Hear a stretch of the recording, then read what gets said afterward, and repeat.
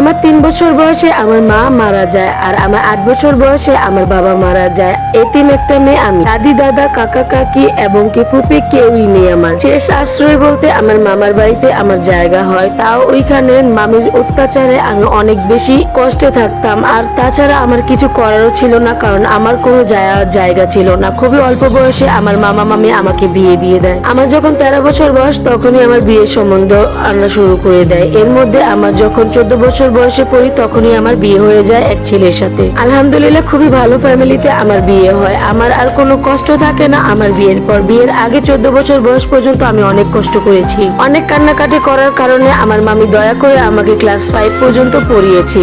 এরপর আমার 2 বছর গ্যাপ গিয়েছিল। তারপর যখন আমার বিয়ে হয়ে যায় তখন আমার শাশুড়ি নিজ দায়িত্বে আমাকে হাই স্কুলে ভর্তি করায়। বাবা মার কষ্ট এবং কি মামা মামির দেওয়া কষ্ট এগুলো ভুলে গিয়েছিলাম আমি আমার শ্বশুর বাড়িতে গিয়ে। আমার শাশুড়ি মা আমাকে অনেক আদর করতো। আমি ছিলাম তার একমাত্র ছেলের বউ। আমার শ্বশুর মারা গিয়েছিল। আমার শাশুড়ি আমাকে নিয়ে স্কুলে যেত এবং আমাকে নিয়ে আসতো। এখন আমার পুরো দুনিয়া জুড়ে আমার শাশুড়ি আর আমার স্বামী, এই দুইটা মানুষ ছাড়া আমার জীবনে আর কোনো মানুষই নেই। দেখতে দেখতে অনেকগুলো বছর কেটে গেছে। আমার একটা কন্যা সন্তানও আছে। এখন আমি পড়ি ইন্টারমিডিয়েটে। কিন্তু এখন আর দুঃখের বিষয় আমার শাশুড়ি নেই, সে মারা গেছে। কষ্ট তখনই লাগে, সে এত বছর আমাকে এত আগলিয়ে বুকে জড়িয়ে রেখেছিল, কিন্তু সে আমার এটা হওয়ার আগেই দুনিয়া ছেড়ে চলে গেছে। মার জন্য অনেক বেশি কষ্ট হয়, অনেক বেশি মায়া লাগে। অনেক অনেক দোয়া করি আমি আমার শাশুড়ির জন্য। মামা খুব অল্প বয়সে হারানোর কারণে হয়তো আল্লাহ আমাকে অনেক ভালোবেসে আমার শাশুড়ির মতন একজন শাশুড়ি মা দিয়েছে। অনেকের মুখে শাশুড়ির সম্পর্কে অনেক কিছু শুনেছি, কিন্তু আমি নিজের শাশুড়িকে দেখে বুঝতে পেরেছি যদি শাশুড়ি ভালো হয় তাহলে একটা মেয়ের সংসার জীবনে কতটা সুখী হতে পারে, আর একটা শাশুড়ি খারাপ হলে কতটা সুখী হতে পারে তা বলতে পারি না।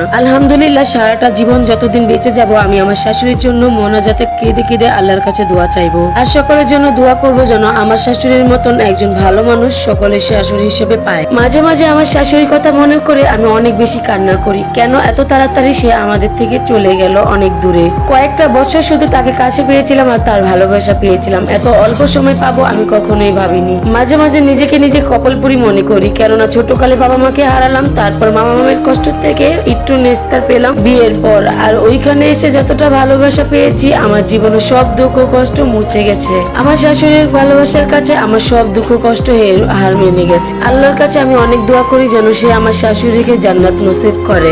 এখন মাঝে মাঝে অনেক কান্না করি আর মায়ের জন্য অনেক অনেক দোয়া করি যেন আমার মাকে পরপারে ভালো রাখে। আমার শাশুড়ির জন্য আমার বুক ভরা ভালোবাসা আর অনেক দোয়া অনেক শ্রদ্ধা রয়েছে। আমার মেয়েটা খুবই ছোট, আমি খুব কান্না করি আর বলি আমার শাশুড়ি যদি আমার মেয়েটাকে দেখে যেত, আমার মেয়েটাকে না কতই ভালোবাসতো। এই যুগে এত ভালো শাশুড়ি হয় এটা অনেকেই বিশ্বাস করতে পারে না। যাই হোক, আজকে এই ভিডিওটা একটা আপু সে বলেছিল বলতে, তাই তো আজকে বললাম সংক্ষেপে। আর আজকের ভিডিওটা এই পর্যন্ত। ভালো লাগলে অবশ্যই সবাই পাশে থাকবেন, লাইক কমেন্ট এবং একটা শেয়ার করে দিয়ে যাবেন।